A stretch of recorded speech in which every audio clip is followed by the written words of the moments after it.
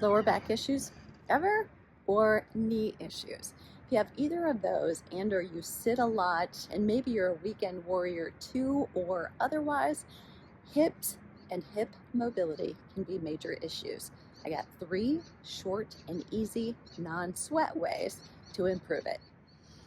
Hey guys, we're going on a field trip today. So actually, I'm inside my gym, or going, almost inside of Lifetime. Doesn't really matter what gym it is, but this is much more of a tune-up, a mobility day, and you need those days too.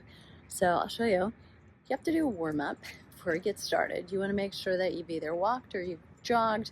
I actually did 10 minutes of sprint intervals after a warm-up, a little cool down, and then moved into the mobility work, because when I'm focusing on hip mobility, you want to make sure those hips are good and warm so that you can get the mobility from them. Remember, from way back in the day, you know that warmer tissues actually are going to be much more pliable. So you've got to get warm before you jump into a stretch. So consider that. Here's what you're going to see. 3 easy moves. So one of them, releasing muscles deep in the hip.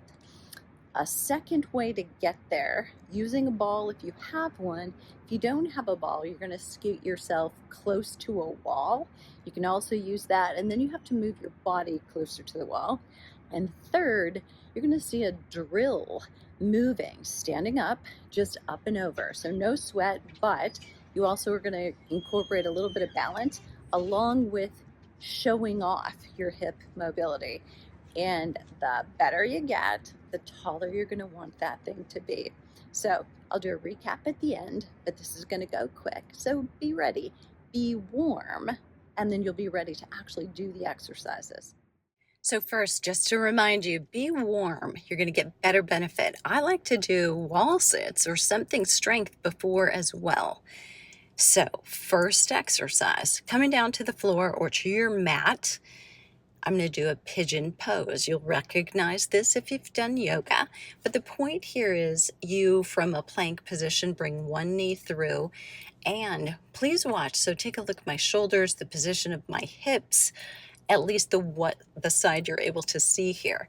What you want to do as much as possible is your long leg here should ideally be knee pointed down, top of the shoe lace pointed down, so you're as parallel as possible. And if that's not possible, I'm going to show you how to use either a yoga block or a pillow or an RX pad if you're at a gym, as I am right here. So from there, you're going to hold that for about a minute. I'll talk more about that later. If my mobility is not great, I can put that yoga block, pillow, or again, the pad here underneath my hip.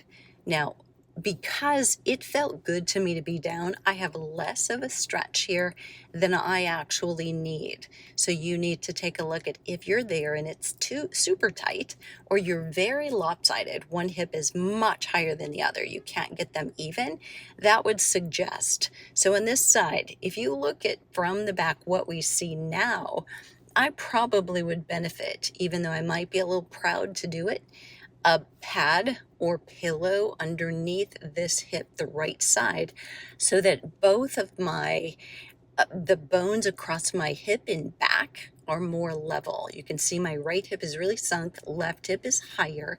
We ideally would have me rotated so more even. So you can do that by elevating the hip. Again, the back trail leg, knee pointed down as much as possible to the floor, shoelaces as well, or take your shoes off. You'll have more range of motion and ability to do that. Notice that I'm looking forward. If I take my sternum, kind of shoot it across the room, there's a much deeper stretch there than if you're looking down. Exercise 2. This one uses a ball. If you don't have one, you'll go to the wall instead. But notice I crossed my leg when the leg was out straight because it was easy. And now I can roll the ball and control. Do I roll it closer or further? So I want to continue to draw it toward me as I stretch. The muscle will relax a little bit more and give me more range of motion. Now, Consciously, I'm also trying to press that crossed knee away from me. Not with my hand, you can see, but by activating the muscle, we're getting to the same muscle that we were when we did pigeon pose. For some of you, this might be an easier way to reach it, the piriformis muscle deep in the hip. We call this the number 4 stretch, simply because crossing that leg over kind of creates the shape of the number 4. You can call it whatever feels comfortable so that you can remember it. But again, if I did not have a ball, instead of on the ball, that foot would be against the wall, and I could just slide my hip closer to it. Now you're going to stand.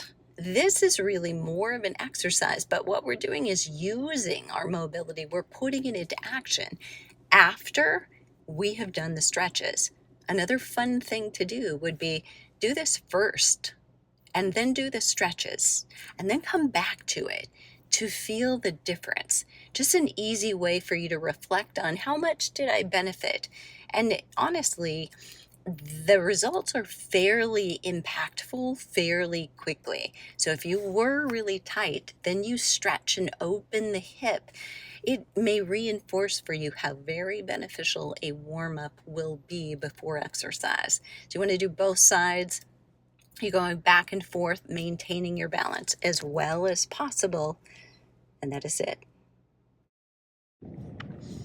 I know one of the questions somebody's going to ask is, how much, how often? Look, if hip mobility or back issues are a problem, or knee issues, I would do these every day for a short period of time anyway.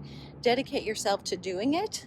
You'll reach a certain point of better mobility, and then you can hold on to that. You don't have to, say, do a 28-day challenge forever. You do that 28-day challenge, and then you back off and you're now on maintenance, so you can do it a little less frequently. So any of these exercises, when you do them, what I'd like for you to do is to hold for about a minute on one side, hold for a minute on the other side if it's a one-sided thing.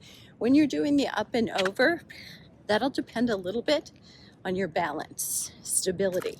So if you can only do 5 at a time without falling or without stumbling, regroup, start again. So there you have it. And here's why I chose the hip. Hips are one of the most tight areas. And if you have knee trouble or lower back trouble, often it's tight hips that is the cause.